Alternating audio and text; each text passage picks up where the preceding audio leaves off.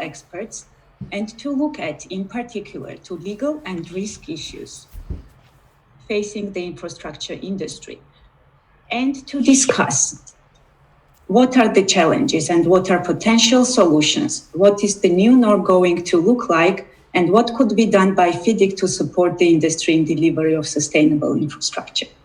My name is Daduna Kohreidze. I'm FIDIC General Counsel, and it is my pleasure to host this forum along with Charles Kim, General Counsel and Corporate Secretary at ACEC USA, who has some 24 years of experience being with the ACEC USA. I would like to start by saying a thank you to our sponsors. Next slide, please. Our strategic sponsor to the Global Infrastructure Conference, EON, and to a sponsor to our legal forum, Fenwick Elliott. We have a pleasure that we're joined today with a keynote speech, a partner from Fenwick Elliott, Nicholas Gold, who will be addressing the participants. Fenwick Elliott is a construction law firm in the UK, serving international clients in the building, engineering, and energy sectors, including oil, gas, and power. The firm has since formation advised solely on construction matters, making the firm a truly construction specialized law firm. With this introduction, I would like to hand over to co-host Charles Kim to address the participants and to go through the structure of the forum. Charles, the floor is yours. Thank you very much, Daduna, and welcome to all the attendees of this forum. We will begin with a keynote speech by Nicholas Gold, followed by two 45-minute sessions with 4 speakers each, and a 10-minute break in between each session. Each speaker will have 3 minutes. After all the speakers in session 1 have presented, each speaker will have the chance to respond to 2 or 3 questions, either prepared in advance or submitted in the chat box. I will be reading the questions for this first session. If you wish to submit a question in the chat box, please indicate the speaker to whom the question is directed. Due to limited time, not all chat box questions may be covered. And with that, Daduna, I will hand back over to you.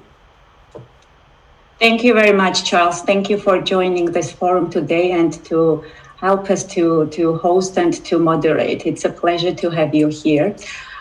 I'm extremely delighted that we have a wonderful panel of speakers today that you see on the screen. I would like to introduce them. We will start with the keynote speech from Nicholas Gold, partner in Fenwick Elliott. We have Jafar Khan, who is head of legal South Asia, Middle East, and Africa from Mott MacDonald's. Jafar is also a contracts committee member. Lindy Patterson, who is arbitrator and adjudicator at 39 Essex Chambers, UK. Kiri Parr, who is a director at Kiri Parr Consulting. Kiri is also a vice chair of the FIDIC Contracts Committee and leading the development of the FIDIC collaborative contract approach. We have Anthony Smith, chairman from Beale & Co., James Hutchinson, corporate partner in Beale & Co., and Gordon Kenwright, SVP and General Counsel, Legal and Risk and AICOM International. We're followed by Rob Morson, partner at Pinsent Masons, and James Pratt, Director, UK IMEA Regional Council, Arab. With this introduction and without further delay, I would like to hand over to our keynote speech, Nicholas Gold, to deliver his presentation and really to shape the discussion of today's forum. Thank you. Nick, the floor is yours. Many thanks, Daduna. So welcome to everybody, and it's really good to be on this FIDIC Global Infrastructure Conference, in particular in the legal forum. So I'm just going to spend 7 or 8 minutes outlining about 7 issues that I think are quite important. And just to remind us of the context here, we're looking at what are the legal risks and related challenges facing the infrastructure sector following COVID-19, to secure a sustainable industry. And that, for me, raises a series of topics And I just want to break that down and have a look at that with you now. So first of all, the impact of COVID. We can't avoid it, can we? For the past 18 months, everybody has said, well, COVID has had an impact. And here we are. Who would have thought this far on, we're still thinking about it. But just putting this into context, it is a passing moment. As indeed other things have come and gone, we will find in years to come, it'll be a moment in time that will have had an impact on our lives, the construction sector, how we go about doing things, and contracts. But there will be other things that come along. They always do. And pandemics, although it's terrible to say it, have been there in the past for many years. We don't see them that often. There probably will be more. From a legal perspective, well, often contracts do deal with these issues. But I suppose what I'm really more interested in, this takes me to my second theme, is contract conditions generally and the identification of risk transfer up and down the contractual chain, because that's been a much more pervasive topic for many decades than COVID. And I think the word really here is appropriate risk transfer.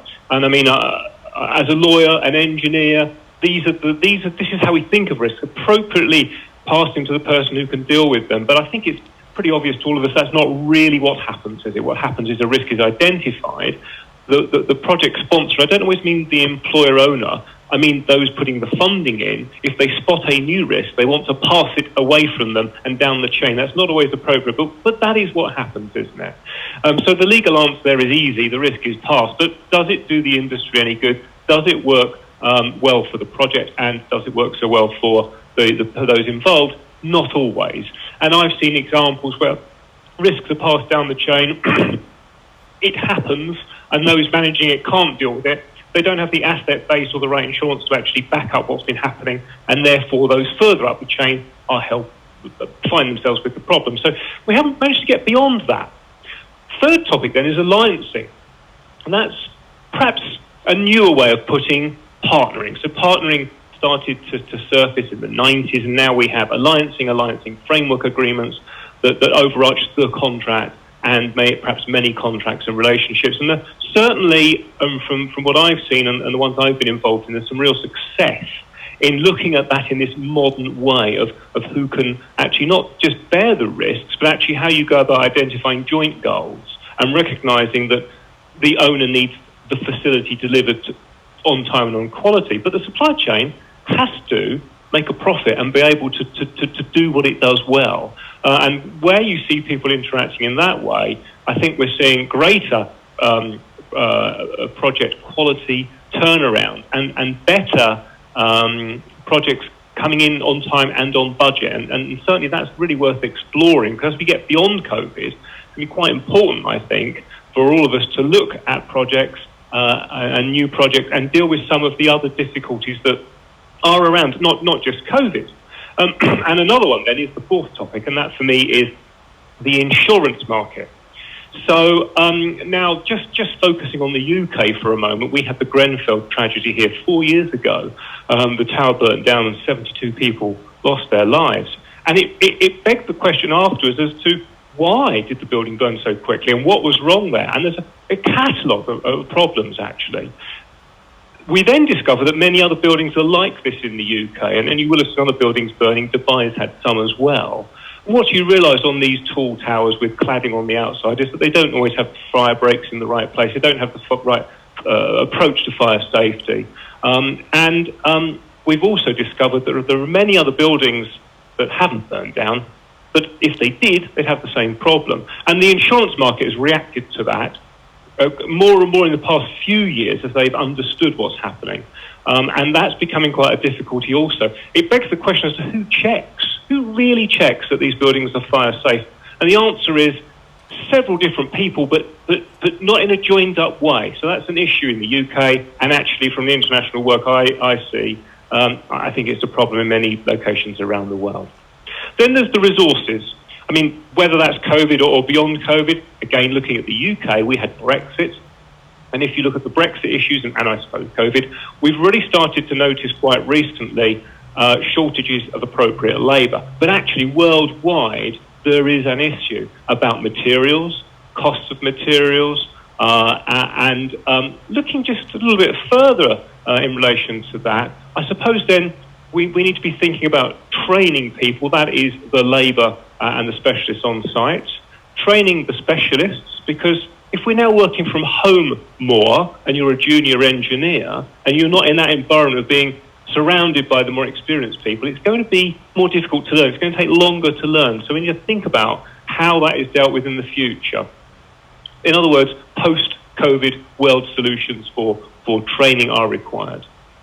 My sixth issue then is resources more widely. In other words, not just the better training of professionals and the workforce, but also the increases in the materials cost, the raw materials that we're seeing, wood, cement, plastic and so on. Should we not really now seriously be looking at true off-site manufacturing? Components, entire components for buildings and even the infrastructure sector that can be manufactured and brought to site, maybe in a more sustainable way. For me, I think there's an answer in that. I've been involved in the industry for a long time, and it is actually quite difficult to make large advances on site to be efficient. You can make incremental ones, but it's really difficult to make big steps, and I think off-site manufacture could be the answer. Not sure we're there yet, but certainly with some types of buildings we are. And then the final thing is sustainability. Much more longer-term goal. Of course, we've got the zero carbon goals that governments around the world are trying to work towards. We have to remember this doesn't mean zero carbon at all. It just means resetting the clock to the 90s output. So that's what we're really trying to do. COP26 is taking place very soon in the UK. But just thinking a bit more practically, government legislation will need improving, and it will be improved. We've got the hydrogen energy transition potentially as well. That might resolve some more problems. Interestingly, as we move towards electric cars, maybe we'll be moving towards hydrogen-propelled cars instead before we actually end up with all the problems from the lithium batteries and so on that will eventually be created as they start to degenerate in the future. And then just concluding on that theme, I suppose, and coming back to the legal issues again, how have contracts dealt with, or will they deal with, sustainability? And the answer is not a great deal at the moment, but they will.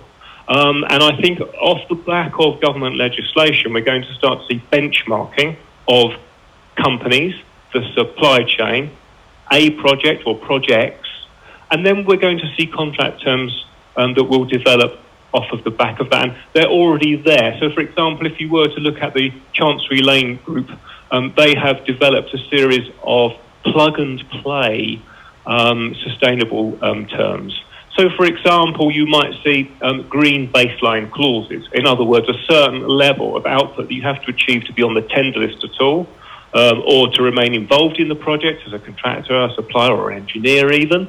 And also then possibly termination clauses. If you don't keep your company with below that line, maybe you get terminated for a greener supplier, green procurement. And then looking more closely at the footprint of the project and the future costs and sustainability of that project as we try to work towards contractual emissions targets in order to meet government targets. We will see more of this. There are other things like third-party assessors may eventually come along to check all of this.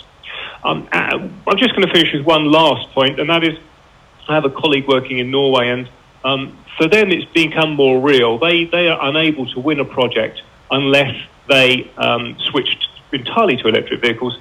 They have no diesel equipment at all on site. Everything's electric. So this is coming slowly in some parts of the world, faster in others, but it's certainly coming. Anyway, those are the things I wanted to pick up on, and I know the speakers following me are going to pick up on some of those. So shall I hand over to Duna? Shall I hand over to Jaffa now, and so that he can carry on?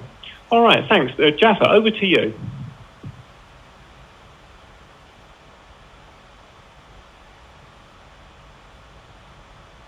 You're on mute, I think, Jaffa. Sorry. Oh, there you go. Splendid. Thank you. Jaffa? Hold on, it keeps going to mute. Okay, I'm not going to touch anything. So third, Lucky. Fantastic keynote speech. I think you've covered the topics really well. So I'm going to talk about what COVID actually means for the industry, and I think a good starting point would be the fact that when it was March 2020 last year, there was a lot of unknowns, and everyone in the industry and probably right across the world were concerned about the future and were concerned about what the future would bring. There was a great deal of uncertainty with respect to the legal landscape and also the risk landscape. I think now we find ourselves in what Nick said is a new norm. So what does a new norm mean for the industry, and what does COVID bring for the industry, you know, in the short and the medium term? Because I think it's fair to say that we've all worked out a way to deal with it. We've worked out a way to kind of work through this. But I think we've also come to realise after a year and a half is that it's not all bad news, that there are a lot of positives coming out of this, and it's probably a good thing in terms of forcing us to have a rethink in terms of risk and legal issues. So I'm going to quickly canter through some of the positives and then also go through some of the negative impacts of COVID-19 on the industry. Very quickly, one of the key positives for anybody in the construction industry, I think, has been the fact that it's shored up the pipeline of work. One thing that pretty much right across the globe has happened is that various governments have really looked at infrastructure spending and using that as a driver to ensure that they shore up their economies. So if you look at the UK, for example, £500 million budget for infrastructure spend. In the US, £10 billion for infrastructure spend.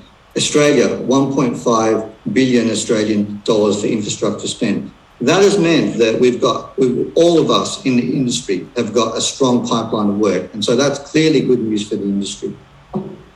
It's also good news for the young engineers and the young PMs and construction people in the construction industry out there. It's meant that they've now got an opportunity to work for some of the landmark projects, an opportunity that they probably otherwise wouldn't have had because of the money coming through the government. It also means that people can contract on a more low-risk basis. So coming back to what Nick was saying about, well, what does COVID mean for the contracting risk and how we pass the risk down? It's also meant that there's a lot of spend in terms of IT infrastructure, in terms of civil works, to actually support that IT infrastructure. Gartner recently said that they're predicting about 6.5% increase in infrastructure spend on IT alone. Last but not least, on the positive side, it's also meant that we've had a good hard think about, well, what does the future bring for us as a population, as a world, in terms of sustainability, in terms of zero carbon? Can we continue to live like this? Can we continue to interface with nature in exactly the same way and pump out carbon dioxide? So I think that's a good catalyst. So COVID-19 has been a good catalyst in terms of us having a think about that. I'll quickly now go through the negatives. So one of the key negatives actually coming out of the strong pipeline of work is that there's now a fight for talent.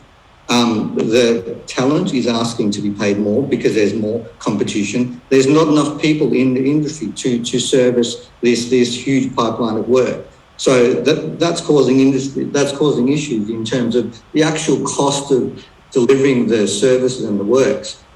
It's a problem for the employers because of the fact that they enter into fixed term contracts and on fixed fees. So therefore the cost is going up, whereas the actual fee that they get or the contract sum that they have with the client has stayed the same.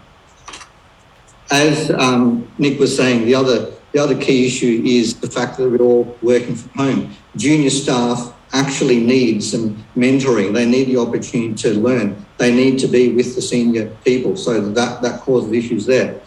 Some sectors have been more hard hit than others.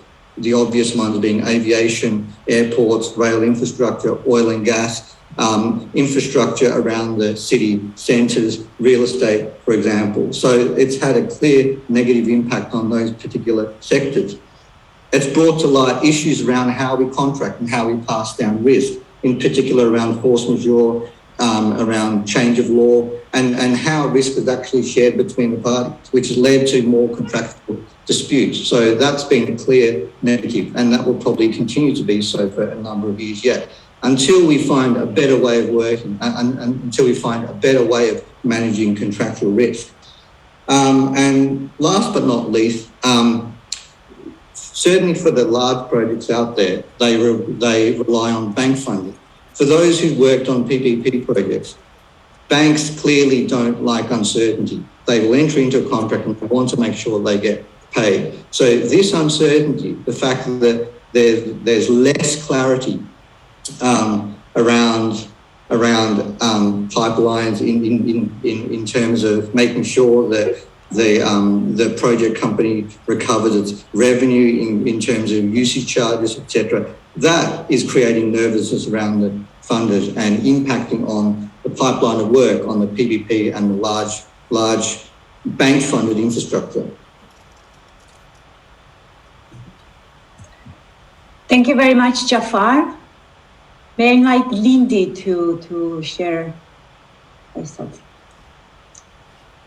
Good afternoon, good evening, everyone. Picking up on Nicholas's points, the aspect that I guess I am concentrating on today and I think is absolutely critical is looking at contractual risk allocation. I think we all know that one of the big challenges when people enter into contracts is that for a variety of reasons, people assume that if they transfer the risk away from themselves contractually, that will be the end of it. But that is, as we know, not the case. What we find continually, and certainly for those of us who deal with disputes, is that a perception that somehow because it's been transferred away contractually, they will not need to be concerned later is so often proved to be wrong. And I guess the question that I'm posing for discussion, and I think post-COVID we have a great opportunity to look at that, is how can contracts going forward best deal with these issues? There are big problems, as we know. We have main contractors and subcontractors struggling to resource projects. It leads to cash flow problems. There are issues about transfer of design liability, for example, to a party who may not be the one best equipped to deal with it, but equally the party that's transferring the risk needs to deal with it in some way. So I think that's almost the question that I'm posing today. Another question that I threw into this is a pay when paid situation, which we see in many countries still the answer. How can you transfer design risk appropriately when matters are being divided up into packages? And I just wonder if one of the big issues is that the contract sits in a vacuum almost to one side when the project begins, rather than it being very much part of the way that parties operate. And is there a way that we can do that better to prevent the typical issues arising? I mean, one that I've seen a lot in this last year has been, as Nick has said, and Jaffer, because of lack of resource, we've seen contracts being terminated, contractors or subcontractors not coming back to site after having gone home during the lockdown. And is this really the best way to do it, that you go straight to the contract and become involved in some adversarial challenges there, or is there another way of doing it? It's not new post-COVID, but perhaps it is a chance for us to look at it again. Thank you. Thank you very much. Thank you very much, Lindy. And we're short in time, so I will just go to Kiri to give floor to Kiri. Thanks, Kiri. Thank you. And I think my few comments follow very well on the points that Lindy and Jafar have made. I think our industry has been struggling for a very, very long time with some really, really entrenched issues. That issue of poor productivity that we've not really ever shifted in. You read the academic papers and we were complaining about the same thing 30, 40, 50 years ago to what we are today. We have this endemic adversarial outcomes. And now with COVID, we've got a pipeline of work like that we haven't seen, shifts to these mega projects, which is introducing complexity and the dynamics of climate change. So everyone else is going to be talking about this much more complex environment that we're trying to deliver our projects in. And there has been a call for change for quite some time. This is not a new call for change. It's been there for a while, but what I'm pleased about is that it's getting louder because many of us are coming to the industry going, the traditional models that we're using to deliver projects aren't necessarily giving us the benefits that they want. They're not shifting that productivity dial. They're not giving us healthier workplaces. And at the end of the day, we want people to have a great experience on these fantastic projects that are being delivered. And we all know we're leaving a lot of value on the project with the traditional procurement model. And, the view is that there's something needs to shift if we're going to meet this giant demand for this pipeline of work that's coming through. And I think many of us actually really deeply want to avoid the claims cycle. That's not where we want to spend the next the rest of our careers. So one of the core emerging tools is this concept of relationship contracting, and it's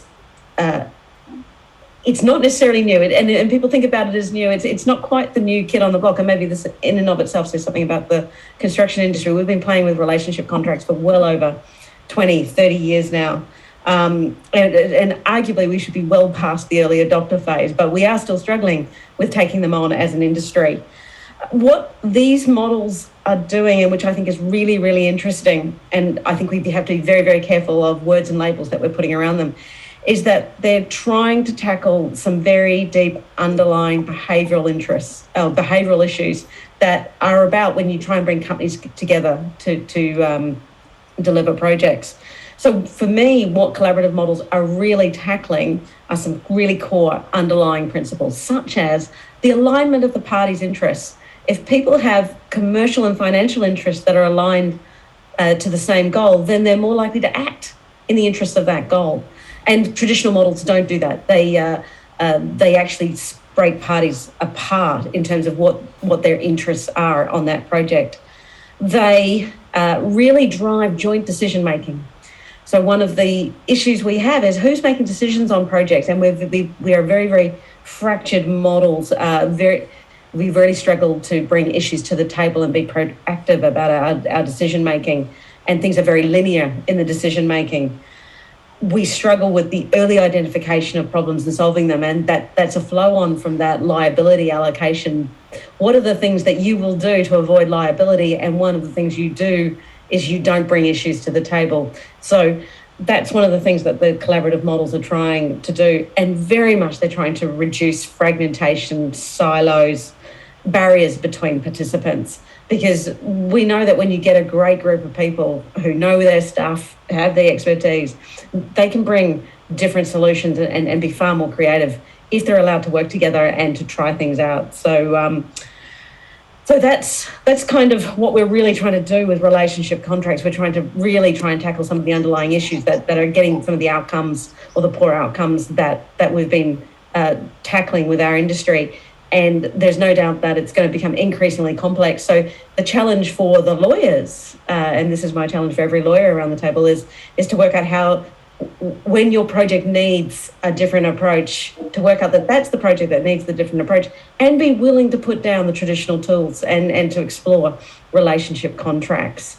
But it's hopefully going to be a really exciting new journey that our industry can take. Thank you very much, Kiri, and that brings us to Anthony Smith. Thank you. One of the key factors that make up the perfect storm that Nick talked about at the outset is insurance. And insurance in many countries where FIDIC members operate is going through a terribly hard market, with predictions that this will continue throughout 2022. The factors causing this market include weather events and the fires in Dubai, Australia, and as Nick mentioned, Grenfell Tower in the UK.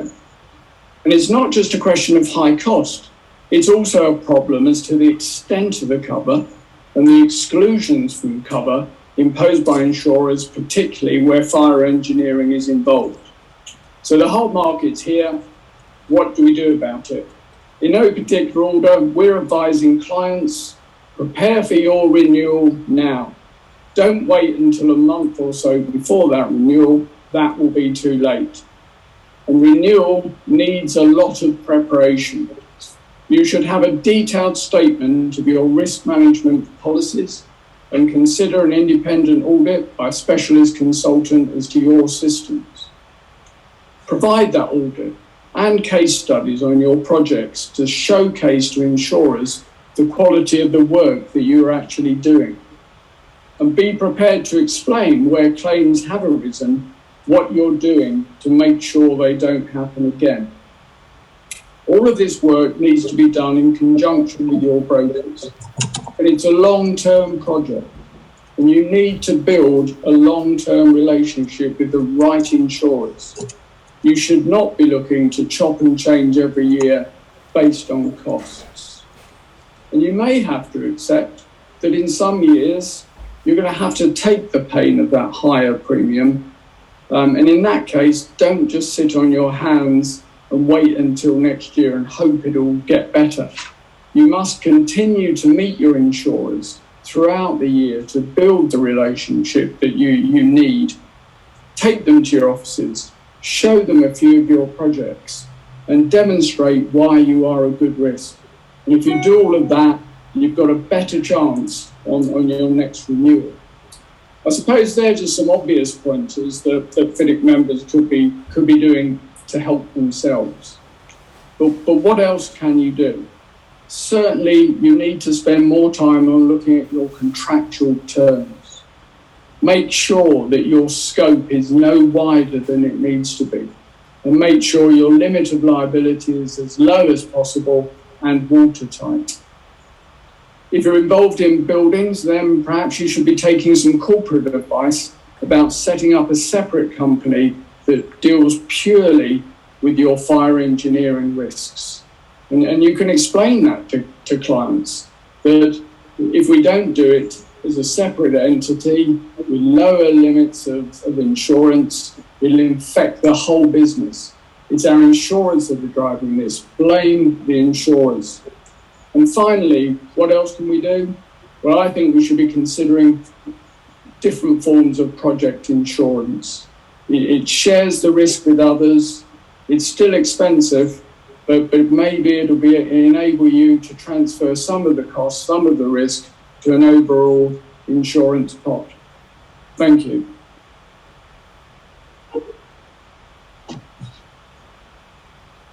Anthony, thank you, and my thanks as well to the presenters who went before you. In the interest of time, we'll go right into the questions section of the session, starting with Jafar, if we could. As your role covers the Middle East, what particular post-COVID challenges is the infrastructure industry facing in the Middle East? So in a way, it's kind of like the perfect storm here. That normally you would expect the industry to be thriving in. You've got KSA, for example, that has announced its Vision 2030 plan, where it's going to spend $1 trillion on infrastructure. UAE is spending 100 billion, Kuwait is spending 1.8, and Bahrain is spending 11 billion. This should be a great opportunity for all of those concerned. But I mean, it almost comes back to what all the previous speakers have said, that if take into account the traditional approach of risk allocation in the region over here. It's all about passing all the risk down. And COVID-19 has brought the spotlight onto the fact that actually it's really difficult to manage some of these risks. And perhaps there are better opportunities elsewhere. It's meant that to an extent there's been a flight of talent, and you've got some contractors, you've got some consultants who are looking at leaving the region because the balance of risk and opportunity has just swung too far. You've got great opportunities in the UK, you've got great opportunities in North America, you've got opportunities in Asia and Australia. So therefore, why would you stay over here? That's a particular challenge that I see in the Middle East, where infrastructure is really the backbone of development and the backbone of progress here, because we've got such a young population. The governments have been trying to drive development through infrastructure growth, but now the industry's spoiled for choice. And I think that's why I say it's a perfect storm. That's never happened before, and it'll be interesting to see going forward how the governments respond to that. And question, I think, again, Lindy and Kiri picked up on these points. It may be a time for some self-reflection and think about the risk allocation between the parties. Jafar, thank you very much. Lindy, in your presentation, you asked and touched on the question of what we can do differently by means of contract to create more sustainable and economic projects. And I realized that there was not sufficient time for any presenter to fully cover their thesis. But in this question period, did you perhaps wish to expand upon your thoughts with regard to the question? Well, Charles, I guess if I had the answer, I probably would be out of work. But I do believe that we must look again at the way that we do allocate risk within contracts. I heard Kiri talk about collaborative models, and yes, that is part of it. But my experience in the past has been that for some of these collaborative models, we've become so tied up in the process that actually we've lost sight of actually what we're trying to achieve. And it is this integration between what's written in the contract and the desire really of everyone when they start on a project to get to the end and be part of a successful project. So it's not overdoing it in the contracts, but perhaps it's just refreshing our approach and just thinking, again, just picking up on Kiri's point, a less linear approach, a less push it all down approach, but equally recognising that the pressures that everyone's under. So I don't think that there's one golden answer, but I think even that we're all asking the question at this time is a good start. Thank you very much, Lindy. And that is an excellent segue to Kiri and her question. What are the possible barriers to the adoption of collaborative contract models? Yeah, and there are many, and even the conversations that we have reflect for me how lawyers think about the world and how we are very much think about risk as something that is a transfer concept that sits inside a contract. And there are, I think, collaborative contracts are asking us to think about risk in a very, very different way and to think about how it is managed in a very different way. And that is a new skill set we all have to deliver. And it takes time to do that piece of thinking. As for the barriers, I think we've got some very entrenched, long cultural pieces that are going to hold us back. One of them is a real fundamental lack of trust. We actually find it very hard to be honest and transparent in our relationships with each other because we've been learning how to deal with fragmented, fractured relationships for a long time. And that's, in some ways, that's actually what we're comfortable with. But collaborative contracts are asking us to be very, very different in our relationships with our counterparties. The other one, and this one reflected really hard on a recent piece of work I did for a client, which was you started to realise that the whole system and process of an organisation assumed that they could deliver a new project in the way that they had delivered previous projects. So if you're in a market that's traditionally had EPC models with contractors available in market, and this is maybe Jafar's process, to be an owner and then shift your machine to find a different way to engage with market, that's actually going to be a really, really, really hard thing for a lot of organisations to do. They will have learnt to be that other creature for a very, very long time. So I don't think that shift is going to be an easy one for a lot of organisations.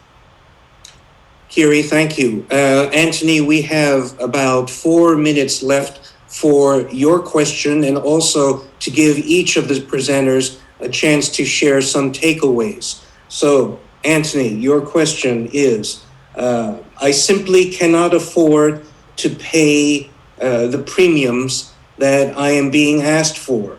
Under these circumstances, what, if any, are the measures I could take? Thank you, Charles. I think there are a few measures you could take in that situation. I think, first of all, you should consider much more practice in a joint venture with a larger partner and you ask that partner to cover the insurance for you. That's one possibility. Another possibility which might help to reduce premiums is to have a very, very large deductible.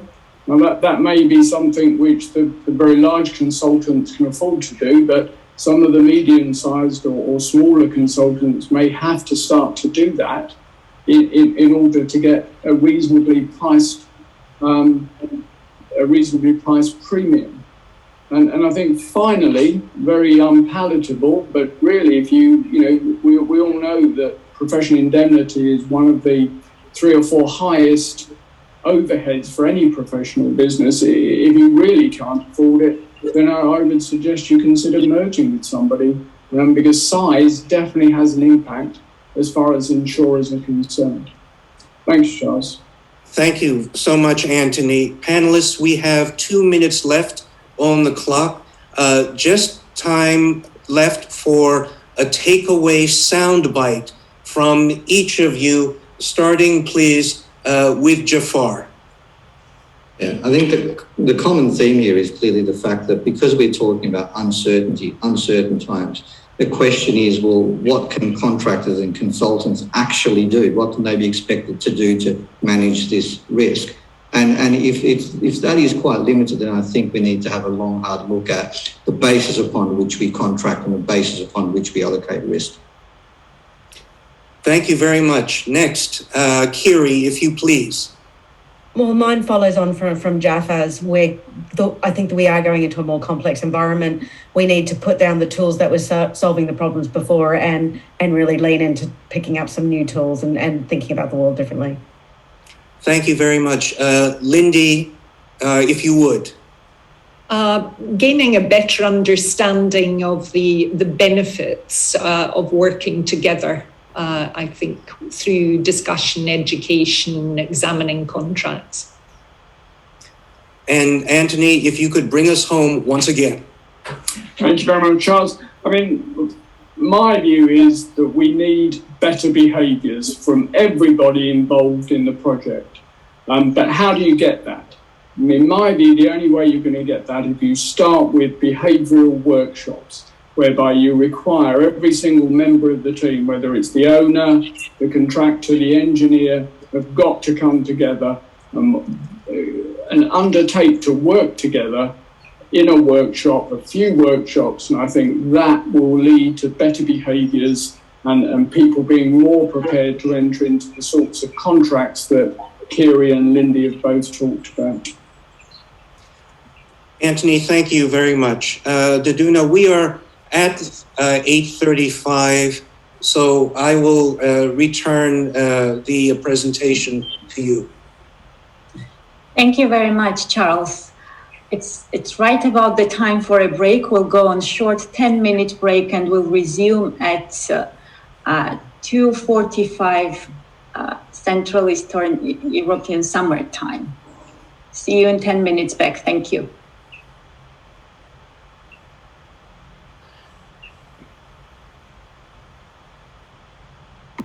Recording stopped.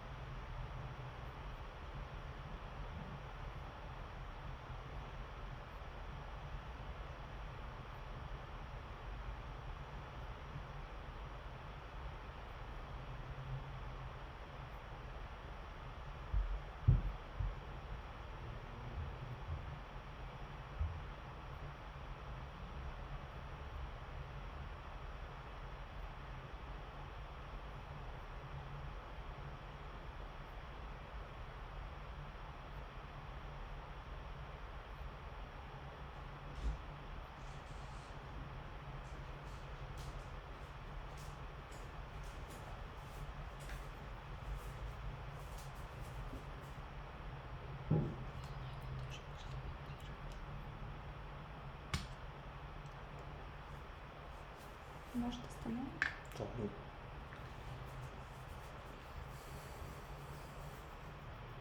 Блин, а включили теплый пол? Ну, что-то совсем не тепло, да? Да, конечно.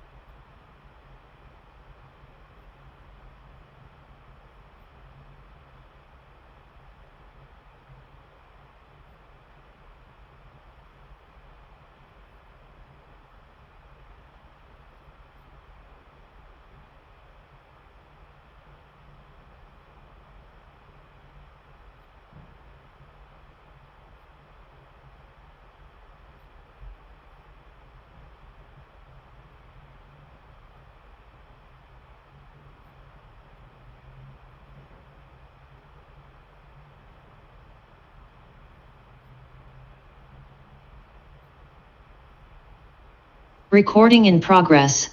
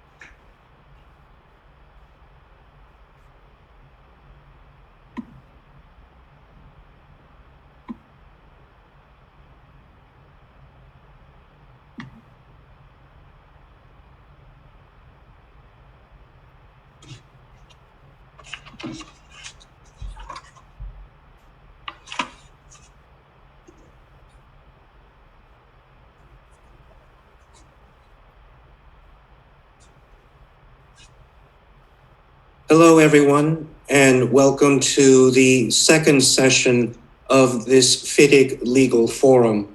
I will just go over the session structure for the 45 minutes to come. Once again, Nicholas Gold will start us off with a brief keynote, followed by our four speakers for session 2.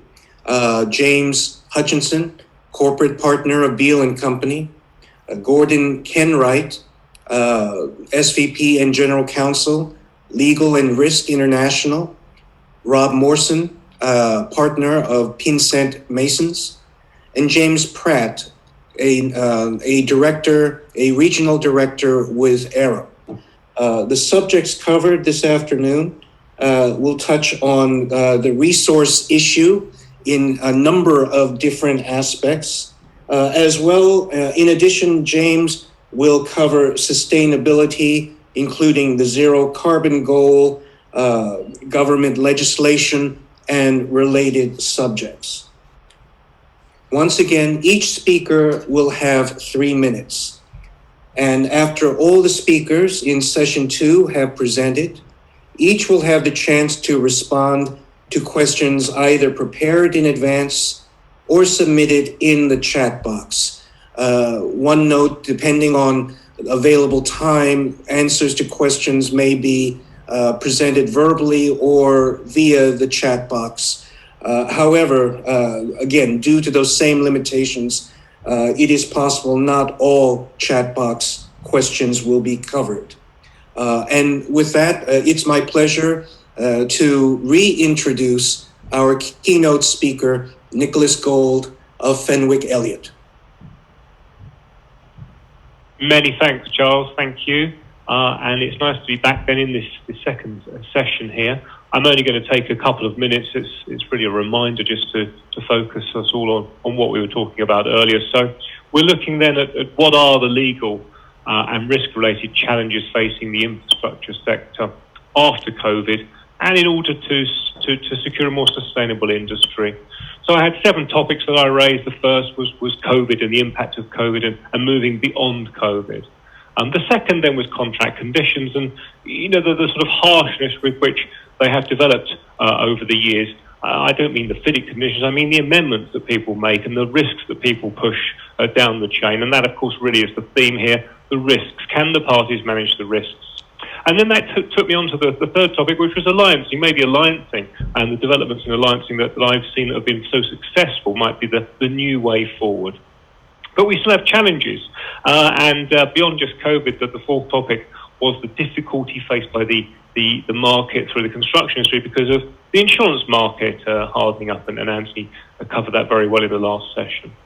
That then brought us on to resource issues now. So post-Brexit, for those of you that may have followed that, the impact of COVID on the ability to train people, and resource issues next was my 6th topic. So how do we train the future workforce, not just the professionals, but those on site? And what do we do about materials shortages, which led me to think a little bit about off-site manufacture, modern methods of construction, which takes us to our last thing, sustainability, the future, and how we might deal with that in practice and also the contractual terms that will come that will force people to deliver to a certain sustainable level or possibly be penalised if they don't achieve those levels. So that was what I really wanted to say to kick us off again. Charles, shall I hand back to you, or would you like to just take us straight to our next topic speaker? Oh, thank you once again, Nick. And with that, yes, we have James Hutchinson, who will speak on one of the several resource topics for this session. Thanks very much, Charles. As I think Nicholas mentioned in his first keynote and picked up on the second keynote as well, resourcing materials, expertise and people in a sustainable way is one of the huge challenges facing the infrastructure sector following the COVID-19 pandemic. And over the last few years, we've seen an increase in governments looking to boost their economies through mega infrastructure projects. Jafar raised how different governments have only kind of really accelerated this trend since COVID hit, creating a potential new pipeline of work going forward. So some of the mega projects we're now seeing internationally range from sort of the ongoing fun of HS2 and Crossrail in the UK, the California High-Speed Rail in the US, Doha Metro, and numerous Chinese projects as part of its own Belt and Road initiative. What all of these projects have in common are the absolutely vast engineering resources that are required. I know many people on today's session are involved in those projects, and it can be particularly difficult to plan if you're successful in winning a contract. You know, one of those difficulties that goes along with a positive win. So what we're seeing is two main trends helping clients to win and resource those projects as we slowly come out of COVID. And we expect, I think, that this to continue as infrastructure spending increases and governments promote infrastructure. The first of those trends really is for me market consolidation, and that's usually through mergers and acquisitions as I see them. And the benefit really of that is the acquisition allows you to quickly enter a new market, to gain local specialist experience and skills, and obtain the benefit of a local reputation if one is required. Size can also help you be recognised as a credible player in that market when bidding for larger contracts. But as Anthony mentioned, it can also assist with that kind of perennial problem of professional indemnity insurance renewal. But the absolute key issue for me in any kind of transaction, and I think this is again something that Kiri brought up, is that the parties are open and honest about what they expect from the transaction. Mismatched objectives and clashes of culture can really damage the potential value of any deal. And the second trend that we're seeing, as well as kind of straightforward acquisitions and transactions, is the increased use of joint venturing, where we're seeing a joining of resources and capability to deliver some of the largest infrastructure projects. JVs are often the perfect method for resourcing these type of projects, but they bring their own particular complexities to bear. And the sort of one key thing for me in relation to JVs is that joint leadership is vital, because the JV really needs to be driven forward. Building two teams that can work together through the life of the project is essential. So there are those kind of touch points and ways of resolving disputes all the way through the life of the project. Well, hopefully we can touch on some of these issues when we get to the Q&A. So COVID-19 really has been a systemic shock to, obviously, the global economy. But coming out of the pandemic, we're seeing businesses seizing the opportunity to enter new markets and to work on innovative and technically difficult projects. Yes, organic growth might be the safest option, but to overcome some of the challenges we're now faced with, particularly when it comes with looking at some of the largest infrastructure projects, then M&A and JVs are two of the possible solutions going forward.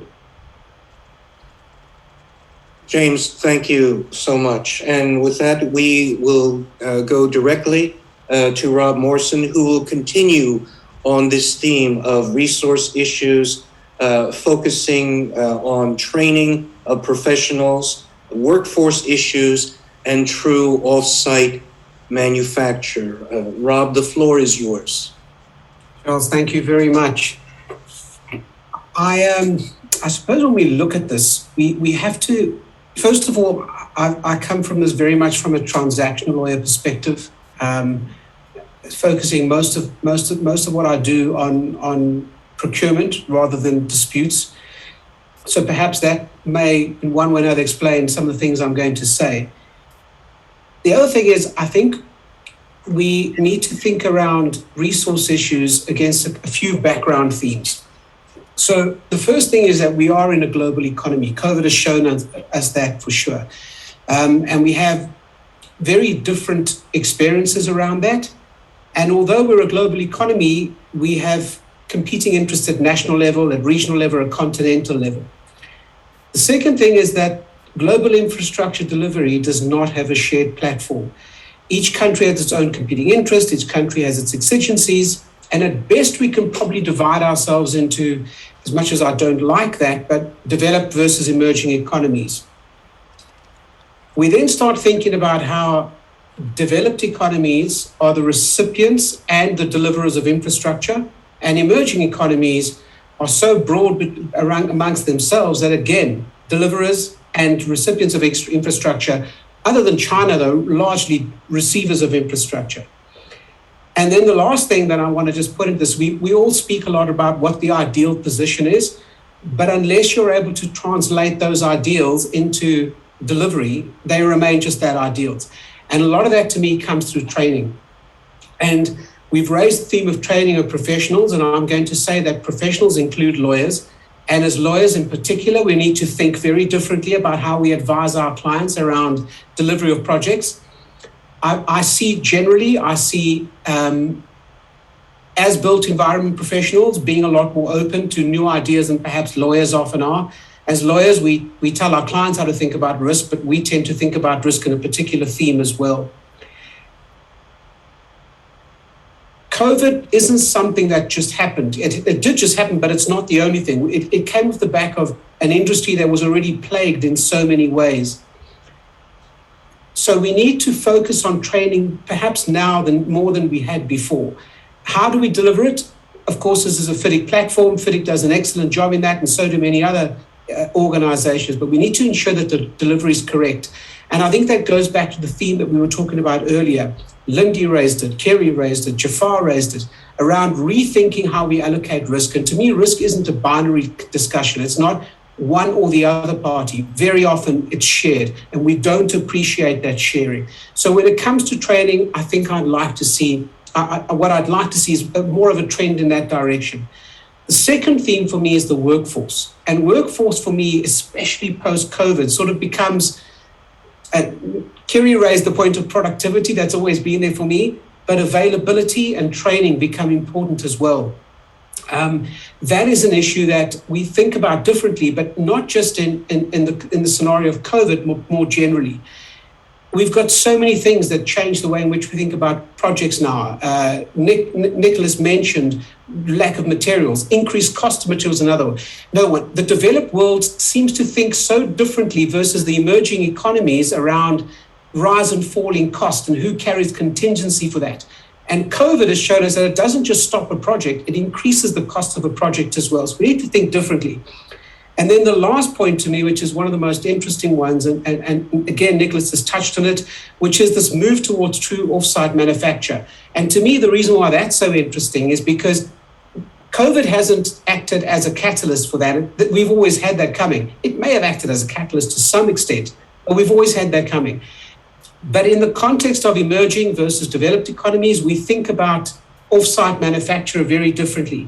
And the most interesting thing for me about off-site manufacture is that you've got the meeting of two diametrically opposed procurement models. You've got the owner who thinks about passing a risk to a contractor, and you've got a supply chain that often has a take it or leave it approach and passes the risk to the customer. And the customer is generally the contractor. So we need to think about that risk allocation quite differently there. And the interesting thing there is around collaborative engagement.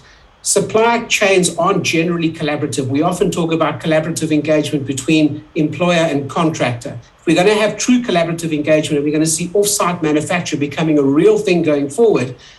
Aside from far more off-the-shelf, bespoke designs, we also need to think about the culture of that supply chain, and perhaps thinking around using collaborative forms down the supply chain. I know FIDIC is working on a collaborative model. Kerry, you're heading that up. And for me, it's not just about that main contract, but if you're going to really think about that, we need to think about the supply contract structure as well. And that's about all I want to say about that, but certainly looking forward to hearing the others and perhaps answering a couple of questions on how that might play out. Rob, thank you very much for those timely and salient comments. Continuing on the subject of resources, we have Gordon Kenwright, who will be approaching this issue from a number of different perspectives, including Brexit, the COVID pandemic, and materials shortages. So, Gordon, the floor is yours. Thanks, Charles. Yep. Really, I mean, this is a consistent theme. I think, Rob and James both mentioned it. There's a significant number of projects coming online all at once, which I don't think anyone would argue is a bad thing. It's actually a really positive thing. It's governments are using infrastructure spend to stimulate their economies. But I guess the dark side, if you like, is the all of this supply is coming online all at once, and that unfortunately has the impact around sourcing talent. It's a very, very big issue at the moment. Compounding that are COVID-related implications. For example, hard border lockdowns. I think everyone's read the news, something near and dear to my heart, my old homeland, Australia, hard lockdown, New Zealand, hard lockdown. Global mobility, getting the right resource to the right job has just taken a massive hit. And even softer lockdowns. So some of the immigration requirements and protocols, having UK residents enter the US. I mean, there's a whole industry around and red tape around that, which is just hampering the ability to get the right resources to the right job. And then, Charles, you mentioned Brexit. Again, probably very specific to the UK, but what we're finding here is that, again, has shrunk the available talent pool, and which is unfortunate. There's studies that have demonstrated that, I think, pre-lockdown, there's a very, very large EU contingent working on construction and infrastructure projects in the UK. Post-lockdown, a lot of those, something like 40% of those EU nationals have gone home during COVID to be closer to family and friends, and they just haven't come back. So the dark side, if you like, is this shallow or more shallow gene pool, which from a practical point of view results in inflationary pressure on labour costs. And we've all heard, there's issues around cost of raw materials. Every second day there's something in the national press around national construction materials just not being available. So it's a big problem. I guess the practical consequence of all of this is projects are becoming more expensive to procure. They're becoming very, very difficult to price. From a commercial point of view, if you're entering into long-term, multi-year major projects, how do you price that risk? How do you build it into your contingency, particularly in an environment where projects are being awarded not all the time, but often on the basis of lowest common denominator, which is fees. So what I think you might find in due course is those guys that haven't priced in that risk appropriately may unfortunately end up losing their shirts, and that's not good for them, obviously, but nor is it good for the industry or supply chain. So I guess just be really careful when you're pricing. From a legal point of view, be careful how you allocate risk. I think every single panellist today has mentioned risk transfer. Make sure it's conscious, make sure it's deliberate, and make sure it's reasonable, because passing risk down in a really linear way doesn't necessarily lead to the best results. And particularly in a world where COVID has become normalised, it won't be excluded or considered to be a force majeure event, depending upon how your force majeure or exceptional events clause is articulated in your contract. So be careful, be conscious, do it deliberately. don't accept that risk if you can't manage it. And if you can manage it, make sure you've adopted appropriate systems and risk mitigation measures to price it and also manage it, the various quality issues that go to making sure there's a successful outcome and delivery in respect of your projects. Gordon, thank you so much for treating those critical aspects of the resource question. Our final speaker will be James Pratt, who will be addressing the subject of sustainability, touching on the zero carbon goal, the United Nations Climate Change Conference, COP26, and government legislation among his remarks. James, the floor is yours. Thank you very much, Charles, and very good to be here with you all today. I'm going to pick up briefly on Nick's last theme, which is sustainability and the net zero agenda. And much like the rest of the world, I guess the infrastructure industry is going to have to get to grips with the really quite existential challenges of sustainability, population growth, and climate change. And for me, working in a firm which has put sustainable development right at the heart of its strategy, we're thinking very hard about these issues at the moment, not just in terms of how we can support the industry to meet the global challenge, but also in terms of how we manage the contractual and the legal risks. And I very much agree with Nick. I think this is going to become a major feature of infrastructure procurement in the not too distant future, driven by a combination of things, I think. First of all, government, by which I mean the inevitable policy and legislative and regulatory response to the climate and sustainability agendas. And as you say, Charles, we've got COP26 coming up in the UK shortly, and I think we can expect various legislative and policy responses to come out of that, which are going to have both regional and global impact.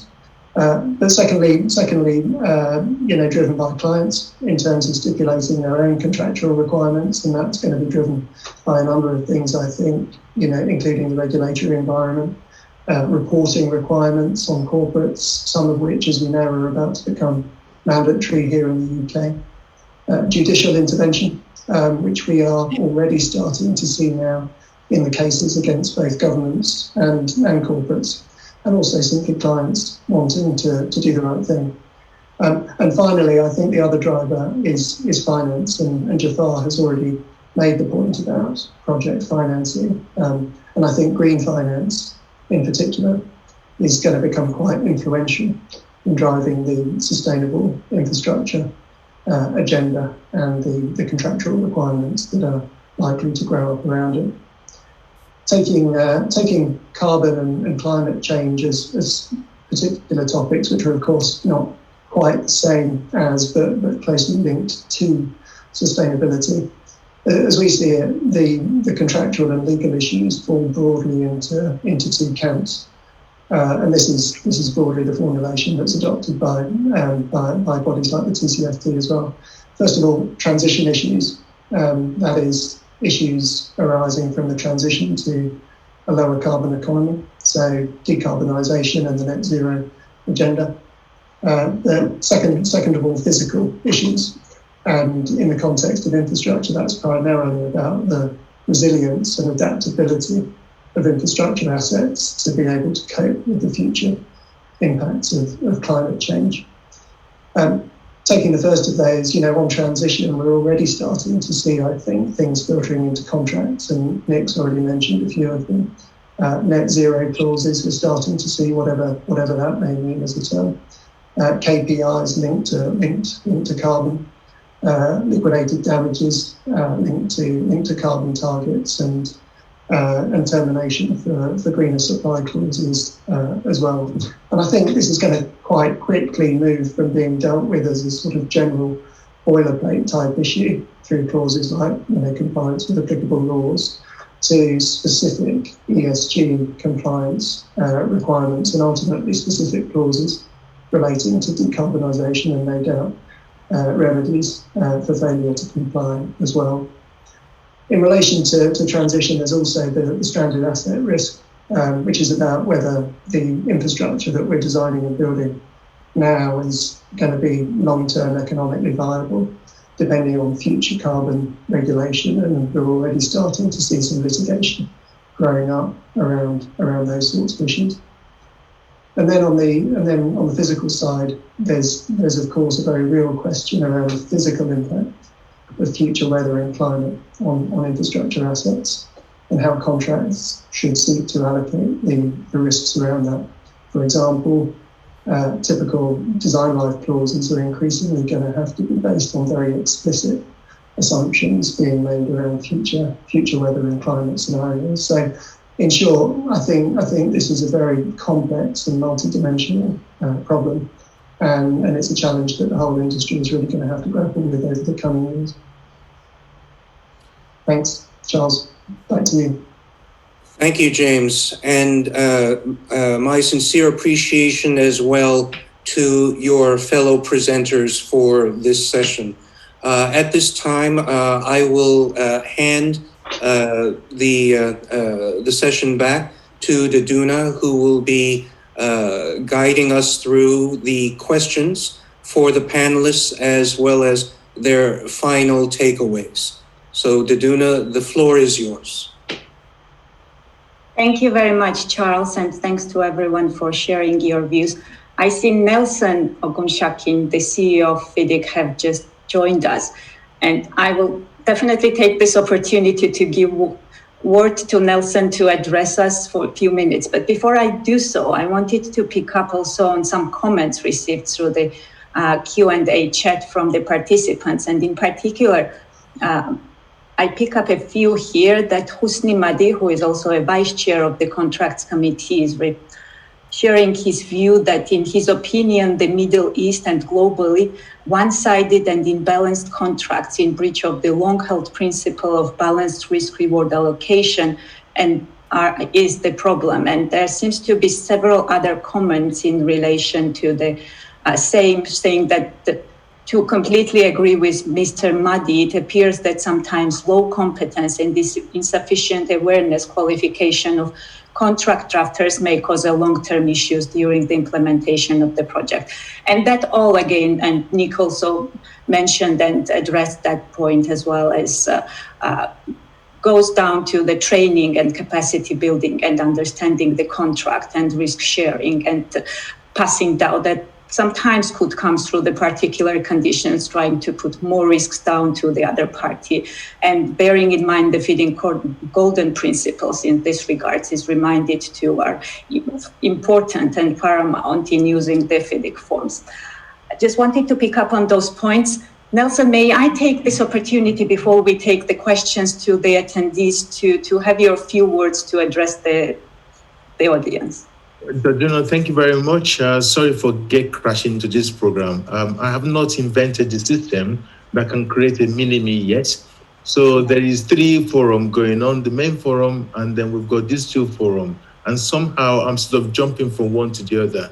So you have to bear with me. First of all, let me start by saying this is the first time, and I repeat, this is the first time that we have an integral forum of legal nature with the FIDIC main conference. And this is going to be something for the future in a bigger way.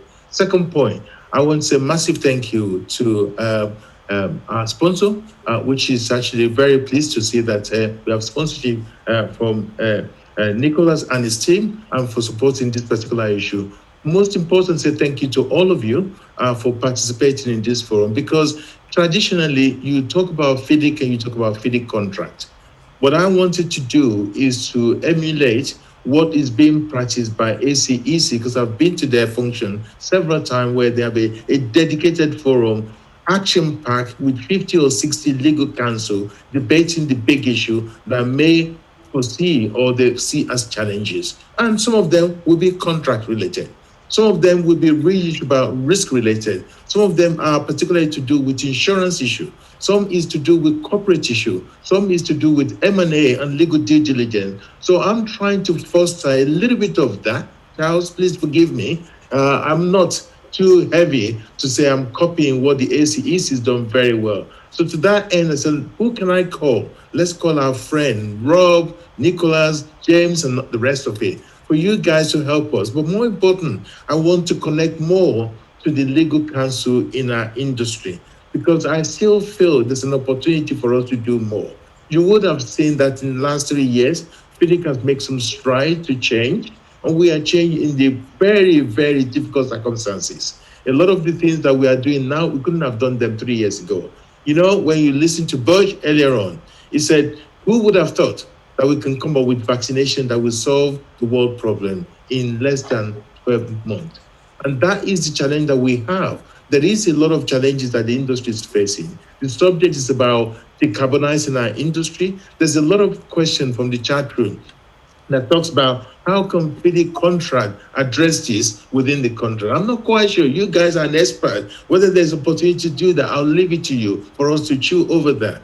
Is it a possibility that, all the stuff that is being talked about the IPC, that we can enshrine that in our contract, not necessarily in the main contract, but in supplementary document? I'll leave it to you. But from my point of view, I thought it's really important as we move forward with FIDIC credentialing that we've created, which is about certifying people and qualifying people. With not only are we talking about, contract manager, adjudicators, trainers, certify this and engineer, but also moving to the training and development. Where is the capacity building gap? If we are going to resolve this issue, so that's the reason why I suggested we should have a legal forum. I hope you're going to have an interesting discussion, and please don't have any boundary on what you want to discuss. I want it to be an opportunity for you guys to look at next 12 months and ask ourselves, what do we see as the big challenge coming up that we need to address? And the question for us as FIDIC is, what can we do with your support to make sure we are prepared and ready to address those issues? Let me give you a classic example. I went to see one of my mentors, who is the chairman of a very, very large consultant practice. And he was the third of that consultancy practice when they started nearly 50-something years ago. I'll let you guess his age. And now they are 56,000. And he said to me, he said, Nelson, our results have never been better. Our productivity rate is high. He said, our profitability is good. And I'm asking the question, do I need 6,000 people to come to my office in London? Because only 20% come on Tuesday, Wednesday, Thursday. Monday and Friday, they don't want to come to the office. And he said, I'm thinking, have we got the business model wrong? So we need to fundamentally look at the business model. And at the back of that, he said, for me, I have to think about what is the worst possible scenario. And what he said to me that was caused me alarm, and I'll share this with you. He said, I am worried sick. People are saying their working productivity is high. We are making money. There must be something to be worried about in the future. And he said, but we're not sure whether what they're designing is of the same standard. We don't have the peer review that we used to do. We don't have the corridor conversation that we used to have. And something is telling me in the future, there may be pressure down the line on claim and dispute and property and development that we haven't done very well. And I said to him, well, that is the worst possible scenario to consider. But the plan for you is to think about it and prepare to mitigate it, because if that's the case, then you have a problem in the future. So what am I trying to say? I'm saying, is the market in insurance going to be harder in the future? If it's going to be harder, what does that mean for PI? What is our risk and mitigation strategy in place? And what measure do we put in place? So I don't want to lecture you, but the concern I'm saying is, I feel that this panel and this grouping is a group that I want to work with going forward in looking at our activity. More also, we are enlarging our legal advisor in our contract form in the near future. And I want to work with people who are practitioners in the industry to be legal advisor to us in the way we put ourselves. So here I've put it out there in the air, take it or reject it, but I'm going to leave it on that in the hands of Charles and the donor to take it forward. So once again, I thank you for all your support. I hope you can have an interesting discussion, and I'm going to hang around for a few minutes and I'll disappear off to be in the other side so that I can support them. So thank you very much. And the donor and Charles is back to you. Thank you. Thank you very much, Nelson, for joining this session. It's competing in 3 sessions and one and the second. It's a pleasure to have you here. Thank you. I'll just try to go back to the discussion we were having about the resources issues. And I would start with the Q&A. And first question, maybe I could address to James Hutchinson, talking about the consolidation of the market and M&A and joint ventures. James, what do you think, what are the major risks involved in growing on entering new markets through M&A following the COVID?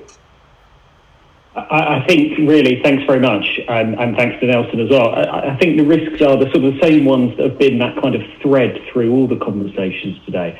About communication, about objectives of the party. If you're looking at any kind of deal, this is, you sort of mentioned M&A, but it applies equally to joint ventures as well. Do the parties' objectives really sort of marry up?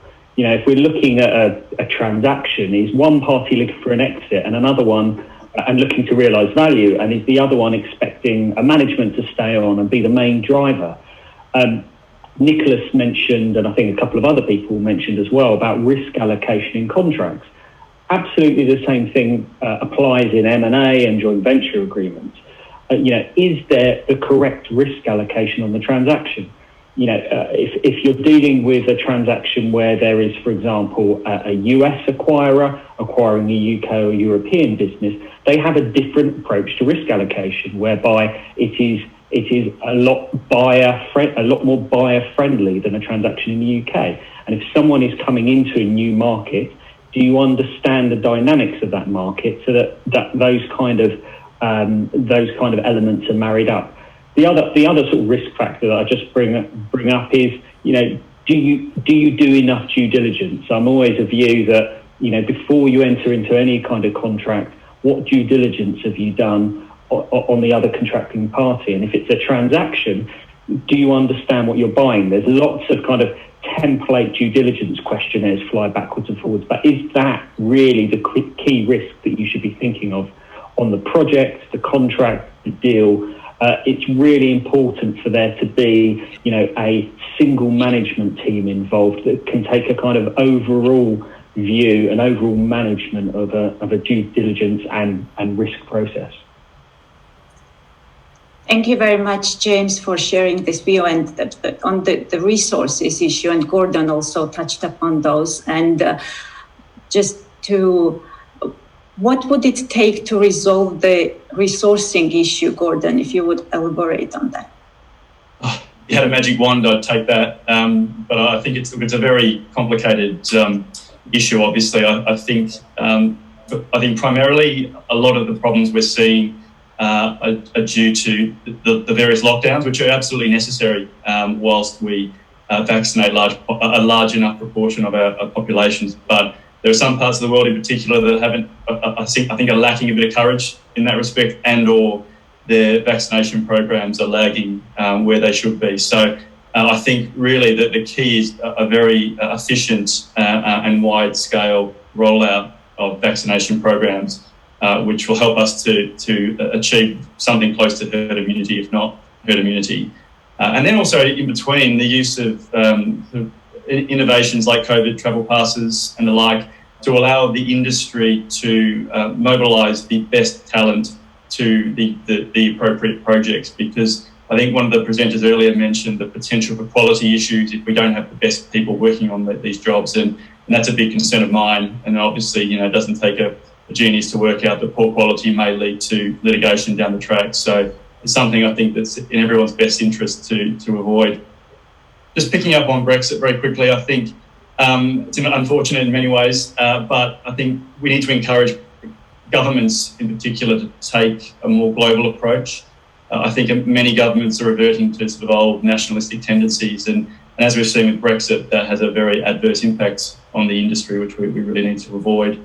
Innovation's been mentioned earlier, the need to do more with less, and I think that's something at the forefront of our minds. How can we more efficiently procure and deliver major projects in particular, so that we're not unnecessarily drawing on taxpayer money any more than we need to? And then finally, for me, I think diversity is a really interesting one here. Clearly, there's a need for diversity. We're not as diverse as an industry as we need to.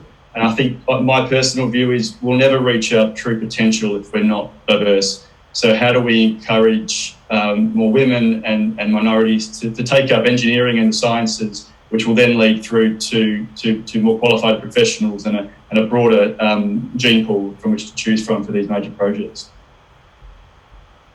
Thank you, Gordon. That brings me to Rob.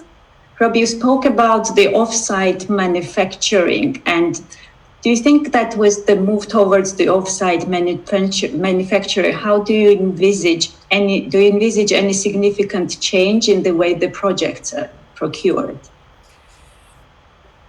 I think there's got to be a complete rethink about the way we procure projects the more we move towards industrialized manufacture. I think that the employers tend to think about projects around certainty rather than value necessarily. That's the one thing. So the minute you place certainty above all else, what we're seeing happening at the moment is employers have always been very concerned around single point of responsibility and certainty. The other thing that's coming into the equation now is with all of that, they also want supply chain redundancy. That goes against what you want to do with industrialized construction, because actually you want something that repeats itself. So I think the changes we're going to have to see are actually at developer and funder level and the way governments think about it. And I suppose the one parting thought that I also want to leave is this. I made the point around the differences that there are between emerging market economies and developed economies. When we think about industrialized construction, working as much as I do, thankfully and gratefully, in Africa, African countries are moving towards local content requirements more and more in order to enhance their own economies and stimulate economic recovery, whereas off-site manufacture has a completely different challenge to it. So there's going to have to be a big think around that as well. I think that's what I'd like to see being thought about. Whether it actually materializes is another story. But yeah, those are probably the two key things that I would see. Rob, and related to that, do you see envisage any change in the structure of the construction and supply contracts? Absolutely. I think that's probably where we're going to see some of our biggest changes. The way in which we think about delay damages, the way in which we think about the defects liability periods and warranty periods, the way in which we think about performance security and how performance security needs to trickle down the chain, the way in which you think about cash flow. And I suppose the only way I could illustrate that example is the more you move towards industrialized construction and off-site manufacture, the more you're probably moving towards the significant bulk or the greater portion of the contract price being actually made up as supply chain rather than contractor. That supply chain very often wants security around production slots, upfront payments, etc. So something's going to have to change, either significantly higher advance payments with different security arrangements, or significantly different payment regimes with keeping the contractors cash flow positive. So I don't see us necessarily changing, some of the more traditional things around design responsibility, even though that will change down the track. But I see us having to rethink things that affect the entire supply chain a lot more. Thank you very much, Rob.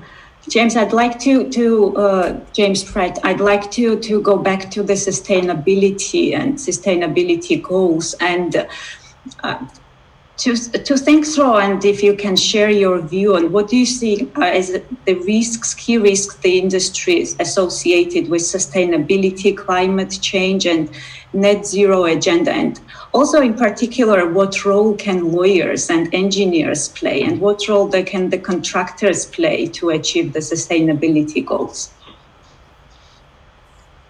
Yeah, thank you, Daduna.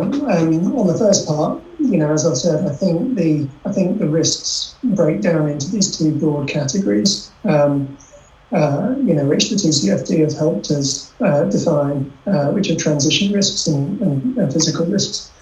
On the transition side, which is primarily about carbon, I think the immediate and obvious risk is going to be increasingly explicit and frankly onerous requirements in respect of decarbonisation.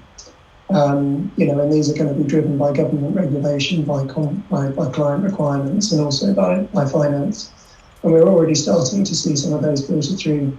Here in the UK, for example, the mandatory requirement for carbon reduction plans to be submitted in relation to government procurement over 5 million, which is due to come into force at the end of this month. There's also the risk of carbon-heavy projects going abortive on account of judicial challenge or simply public pressure. And the question of who takes the risk of that, is out there, and we've seen that, for example, recently in the UK in the Heathrow litigation, which continues to be the subject of various judicial challenges by climate action groups. And then, as I say, there are the claims associated with stranded assets, which do at the moment appear to be focused on asset valuation, primarily in the oil and gas sector. But you can see that the various ways in which we currently do infrastructure may be challenged by future carbon regulation, depending on what that looks like.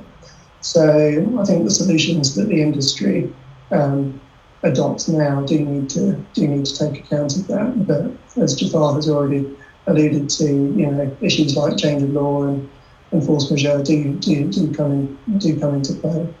In terms of the role that lawyers and engineers can play, just very briefly on that one, I think there are various things that are happening, but I do think that we are still, in terms of the legal part of our industry, very much in the foothills, in terms of thinking about this as a risk topic. And I do think we need to get up the mountain pretty quickly. The Chancery Lane project, again, thinking about what's going on in the UK, is thinking about things from a drafting perspective. And it's probably worth remembering, we've talked a lot about risk allocation and risk transfer, but contracts do also have a role, to influence and drive positive change around sustainability. So it shouldn't just be seen as a risk allocation issue, but an opportunity to move the industry in the right direction as well. And organisations like Lawyers for Net Zero and Net Zero Lawyers are thinking about how to drive sustainability within the legal professions, but also the opportunity that we have as lawyers, both in-house and private practice, to influence the industry towards a more sustainable future. But fundamentally, I think it's primarily about talking about these issues more and planning ahead, for how these risks are going to be allocated in our contracts, and perhaps understanding, in relation to this, as with many other things, the supply chain can't take all the risk. Thank you very much, James. There is a lot to think about and there is a lot to do. I'm mindful of the time, and we will not have the opportunity to go through all the speakers again, but I would really like to take this opportunity and just steal 2 minutes from the audience and maybe ask Nick as our keynote speech to just give a wrap-up takeaway or the message that we have arrived after the discussion, and thereafter we'll finish.